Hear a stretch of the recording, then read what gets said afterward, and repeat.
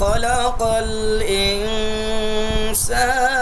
من صلصال كالفخار وخلق الجن من مارج من نار فبأي آلاء ربكما تكذبان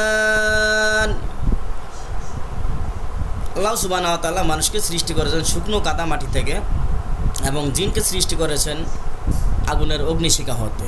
অতএব হে জিন ও মানুষ, তোমরা তোমার রবের কোন কোন নিয়ামতকে অস্বীকার করবে? সুবহানাল্লাহ। আল্লাহ সুবহানাহু ওয়া তাআলার কোন কোন নিয়ামতকে আমরা অস্বীকার করতে পারবো?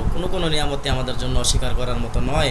আল্লাহ যে আমাদেরকে চোখ দিয়েছে, নাক দিয়েছে, প্রতি মুহূর্তে আমরা যে নাক দিয়ে শ্বাস নিঃশ্বাস গ্রহণ করছি, শ্বাস ফেলেছি, একবারও জিবরাইল আমিন এসে বলে না এই বেটা আজকের বিলটা পরিশোধ কর।